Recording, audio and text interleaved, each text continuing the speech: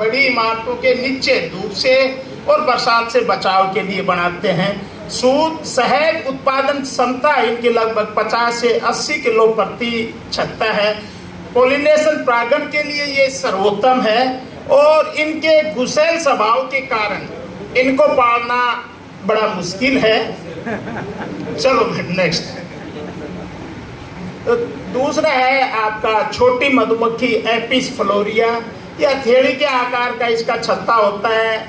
छत्ता झाड़ियों और पौधों पर ये बनाते हैं। शहद उत्पादन इसका 1 से 1.5 किलो प्रति छत्ता है। इसकी भ्रमणशील आदत है, इसी के कारण इसको पालना कठिन होता है, परंतु इसका शहद उच्च कोटि का होता है।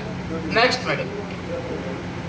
ये भारतीय मधुमक्खी जो कि पाली जाती है, ये एक साथ कॉलोनियों में रहते हैं और ये 6 से 8 समांतर छत्ते अपने बना लेते हैं। इनका शहद उत्पादन लगभग 5 किलो प्रति छत्ता है। मैदानी भागों में 3 से 5 किलो, कश्मीर में 20 से 25 किलो। ये इनकी फोरेजिंग रेंज जो है वो 1 किलोमीटर के दायरे में रहती है, इसलिए इसकी शहद की क्षमता भी कम है। ये नरम स्वभाव की है और सर्दी सहन करने की इसकी क्षमता है। वैक्स मोथ के आक्रमण से ये प्रभावित होती है। स्वार्म और ग्रह त्याग की इसमें प्रवृत्ति रहती है। नेक्स्ट। ये एपिस मेलिफोरा, ये बड़ी उन्नत नस्ल की जो मधुमक्खी है, इसको यूरोपियन इटालियन मधुमक्खी भी कहते हैं। और इस मधुमक्खी के आगमन के बाद एक क्रांति आई है मधुमक्खी पालन के क्षेत्र में।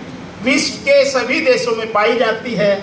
समांतर छत्ते बनाती है। मोम उत्पादन के लिए भी ये उपयुक्त है।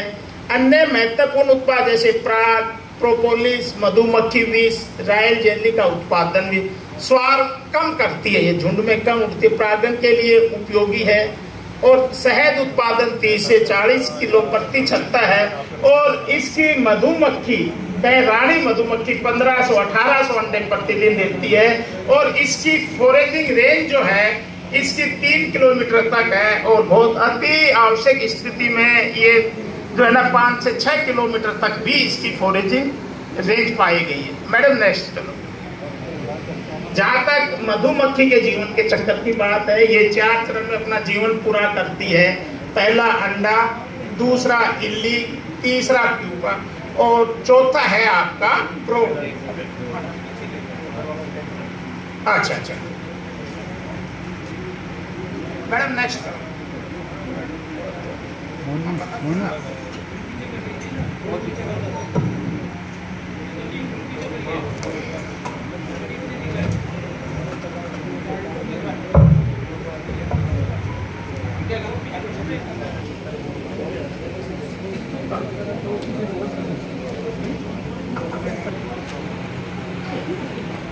अंडा से प्रौढ़ की अवस्था तक पहुंचने में इनको रानी को 16 दिन लगते हैं और इसका जीवन काल 3 से 4 वर्ष है।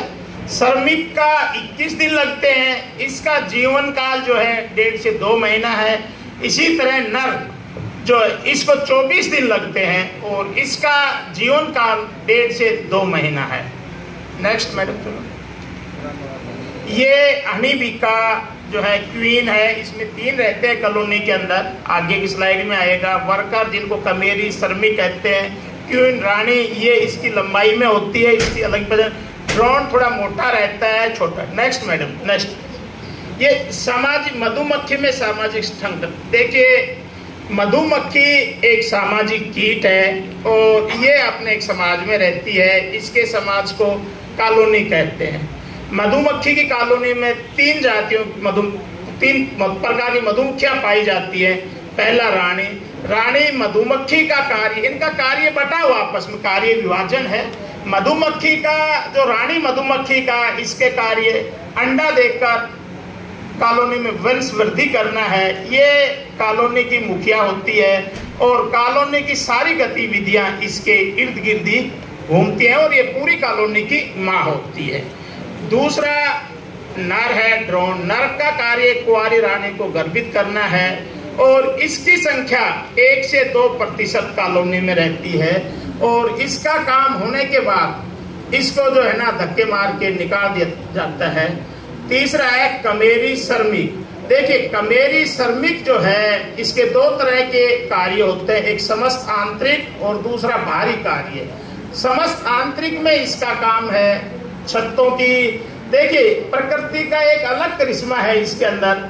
रानी अपने बच्चों को जन्म देने के बाद पालन पोषण जो है कमेरी श्रमिक मधुमक्खियां करती हैं, और जो मधुमक्खियों का कमेरी जो श्रमिक वर्कर्स कहते हैं, इनके आंतरिक जो कार्य है ये आपके छत्ते की साफ सफाई है, बच्चों का पालन पोषण है, छत्ते की रिपेयर है, छत्ते की जो है ना सेफ्टी सिक्योरिटी है, सुरक्षा के हिसाब से ये इसका जो ये मकरंद और पराग लाते हैं उनको सेट करने का काम इसका काम है। बाहरी कार्यों में है, ये दो तरह के कार्य करती हैं श्रमिक मधुमक्खियां। बाहरी कार्य में एक तो स्काउटिंग का कार्य, खोजी कार्य की भोजन की खोज करना कि कौन सी जगह जो है ना पर्याप्त मात्रा में भोजन उपलब्ध है। दूसरा है इनका फोरेजिंग का कार्य। फोरेजिंग का कार्य में जैसे ही खोजी मधुमक्खियां आके सूचना देती है कि वहां पर जो है ना पर्याप्त मात्रा में भोजन उपलब्ध है, तो ये जो फोरेजिंग मधुमक्खियां हैं ये वहां से जाके और वहां से मकरंद है, पराग है, आपका प्रोपोलिस है, आपका पानी है, इसको एकत्रित करके इकट्ठा करके छत्ते के अंदर लाते हैं और स्टोर करते हैं। देखिए एक कमेरी जो आपका ये आप मेलिफेरा की जो आपकी श्रमिक मधुमक्खियां हैं, ये 40 मिलीग्राम एक ट्रिप के अंदर जो है ना पराग और मकरंद ले आती हैं, और जहाँ तक सिरिका इंडिका है ये 20 मिलीग्राम लाती हैं, और एक दिन के अंदर ये तकरीबन 20 से 30 ट्रिप लगा लेती हैं। Next please. और जो है आपका मधुमक्खी का जो है ना ये मधुमक्खी पालन का जो व्यवसाय है वो इन मधुमक्खी के ऊपर काफी निर्भर करता है। अब आयु के अनुसार श्रमिक मधुमक्खी के कार्य जैसा बता रहे थे, ये इनकी जो है ना बड़ी परिश्रमी और लगनशील ये रहती हैं, और जन्म के तुरंत बाद ही ये अपना काम करना शुरू कर देती है। 3 दिन की होते इनका काम छत्तों की साफ सफाई और रख रखाव शुरू हो जाता है। 4 से 6 दिन की अवस्था में पुराने लार्वों को भोजन कराना और उसको उड़ना सिखाना है। 7 से 11 दिन की अवस्था होने पर रायल जेली का सीक्रेशन स्रावित करना एवं नए लार्वों को भोजन कराना। 12 से 18 दिन की अवस्था में ये मोम स्रावित करते हैं, सीक्रेट करती है एवं कॉलोनी की सुरक्षा कार्य, और 19वें दिन से ये बाहरी कार्य पराग और मकरंद को इकट्ठा करना शुरू कर देती है। मैडम मक्खियों में संचार व्यवस्था, अपनी बात का संवाद का आदान प्रदान कैसे करते हैं। देखिए इनके 4 तरीकों से ये अपनी बात आपस में एक दूसरे को कॉलोनी में जो है ना पहुंचाती है।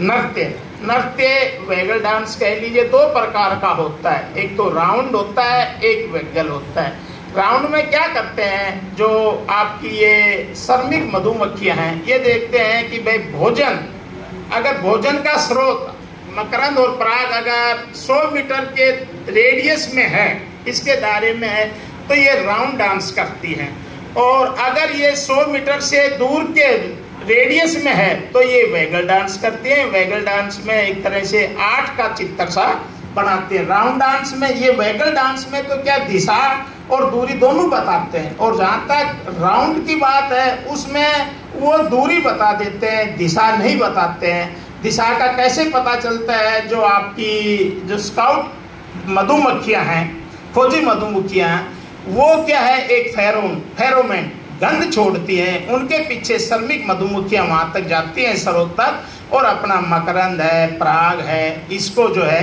इकट्ठा करती है। दूसरा फेरोमेन एक तो क्या रानी मधुमक्खी है, ये इस तरह की गंध छोड़ती है, अपनी कॉलोनी को ये संदेश देती है कि मैं ठीक हूँ और जिंदा हूँ। दूसरा ये फेरोमेन का क्या है, दूसरा ये जैसे ही रानी मधुमक्खी जो है ना ड्रोन को प्रोत्साहित करने के लिए ये अपने जो है फेरोमेन्स को रिलीज करती है।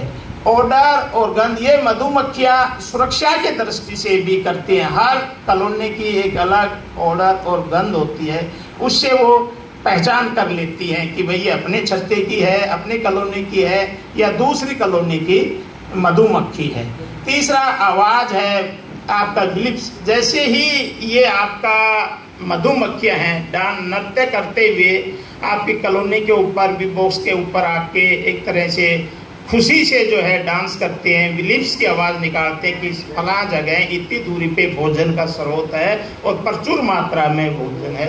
अब बजिंग साउंड की बात है, ये एक तरह से जब ये मधुमक्खियाँ एक झुंड बना के स्वागत करती हैं तब ये बजिंग साउंड आती है। Next madam.